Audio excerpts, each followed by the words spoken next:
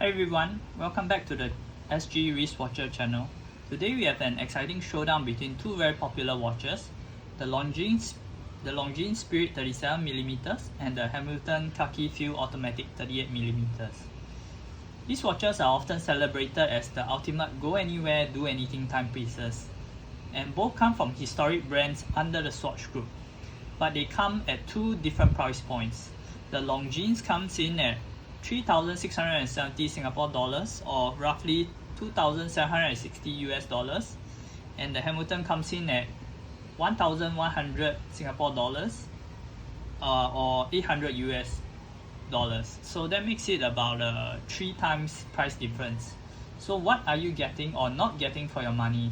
Today we are going to do a deep dive into their features, history and pricing to help you decide which one suits you best depending on your style and your needs. But before we start, don't forget to hit that subscribe button and give a thumbs up if you enjoyed this video. So let's kick things off by discussing the shared traits between these two incredible watches. Both the Longines and the Hamilton are rugged, versatile, and built to handle a wide range of activities and environments. The first commonality is their versatile design. Both watches sport a classic field/pilot watch aesthetic, featuring clean dials, large and easy to read Arabic numerals, and robust cases that can handle daily wear, outdoor adventures, and formal occasions with equal ease. They both come in at the very popular 37 to 38mm case sizes. Both are 100-meter water resistant with a push-pull crown, and both come with polished bezels and brush sights and lugs. The differences comes from the edges of the lugs. If you can look at the Hamilton, it doesn't feature anything special, while for the Longines, we can see over here that along the sides there's a thick polished bevel edge which gives it an extra bit of refinement. The crown on the Hamilton is bigger and grippier compared to the Longines, but the Longines one is adequately sized and perfectly usable. In terms of movements, both are powered by Swiss-made automatic movements made by ETA. The Longines houses the LA 8.4, while the Hamilton features the H10 movement. The H10 is derived from the ETA 2824 and is closely related to the Powermatic 80 movements. It comes in at 21,600 VPH bit rate and features 80 hours of power reserve. It features hacking, M winding, and a quick set date. However, one thing to note is that compared to the Powermatic 80, it lacks the silicon balance spring, meaning that it's more prone to being magnetized. So for the Longines, the LA 8.4 is a modified ETA 2892 caliber, which is slimmer and more refined than the ETA 2824 that the Hamilton is based on. It beats at 25,200 BPH, which is 3.5 Hz, and has 64 hours of power reserve. So the movement this time you won't be able to see, is hidden behind a solid case back. So the key feature of the Longines is that it is chronometer rated to plus 6 minus 4 seconds per day, and it also features a silicon balance spring for better magnetic and shock resistance. Having said that, for me, both movements are known for their accuracy and longevity, making them reliable companions for any situation. So moving on to the dial. The dial of the Hamilton is fairly simple. It's black with printed 12-hour Arabic numerals in white and small 24-hour numerals inboard. The hands are string style and there's a white date wheel at 3 o'clock. Legibility is good, but one of the major weaknesses, which is the lack of anti-reflective coating on the dial, on the crystal, which causes a lot of reflections. See? Especially when you're trying to photograph it. Meanwhile, the Longines has a blue sunray dial with a applied logo and Arabic numerals filled with superluminova. in a green-yellow color. The date wheel sits at 6 o'clock, which is very pleasing, and it has a black date wheel which matches well with the blue dial and gives it a symmetry along the dial. So above the 6 o'clock markers, you can see 5 applied stars, which represents Longines' history of excellence and accuracy. It's quite a controversial feature, but one which I don't mind myself. So one premium feature of the watch is the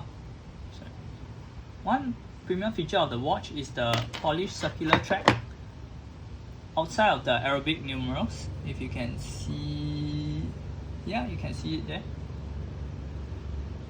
which gives it the dial a greater sense of depth, because you can see that the edges are raised above the center of the dial. I also like how the diamond second hand matches the diamond indices when it's rotating around the dial. And this shows a great attention to detail that was placed when designing the watch. So I measured the crystal of the Hamilton at 32.3 millimeters, while for the Longines is 30.5 millimeters. So on the whole, I feel that the Longines feels more like a 36 mm watch rather than its actual stated 37 mm size, while the Hamilton feels like a true 38 mm watch. So the reason for this would be, if you can see along the sides of the Longines, is that outside of the actual bezel, there's an additional lip, an additional step, which actually makes the case wider and the dial smaller. That's why it feels smaller. Next, let's talk about the bracelets of the watch. So I've actually removed the bracelet from my Hamilton, and I'll explain to you why. So the Hamilton uses an standard oyster style bracelet, which is pretty sporty, but with a split in the mid link. So it features solid end links with female end links, meaning you can drop straight down from the sides and it doesn't jut out. So the clasp is very solid, but disappointingly, it only features 2 holes of micro adjust, which I think is a big letdown because it really limits the adjustability of the watch. So for the Longines, the bracelet is actually thinner if you compare it to the Hamilton. Yeah, it's thinner, and with a thicker mid link, with a wider mid link and polished sections around the edge of the middle link. So the clasp compared to the Hamilton, if I can show you here, yep, it's thinner. But what I like about it is that it features 5 micro adjustment holes, if you can see here, which is great because I can adjust the watch to my ultimate comfort. So one downside of the Longines is its male end link bracelet, which extends the edge of the watch, but because the lug to lug initially was already smaller, it still ultimately feels like a smaller watch compared to the Hamilton, despite the male end links. So one very premium feature about the Longines bracelet is its push button release. So if you can see, I push this button down, I can actually release the bracelet of the watch. So this feature is usually only found in more premium brands like Cartier and IWC, and makes changing of the strap of the bracelet breeze. So let's now talk about the history and heritage of the brand, as they can often influence our choice of timepiece. So Longines is a Swiss watchmaking giant with heritage going back all the way back to 1832, and this particular Spirit collection draws inspiration from the brand's rich aviation history and pays tribute to the pioneers of flight with design reminiscent of classic pilot watches but with a modern touch. The Hamilton, on the other hand, has also a very impressive history, founded in 1892 in the United States but now made in Switzerland and owned by the Swatch Group. It's the Khaki Field collection is, I would say, the most famous in the Hamilton's line, and is deeply rooted in military heritage and has been trusted by soldiers for decades. So the Khaki Field is famous for its rugged and reliable design, and is testament to the history of Hamilton.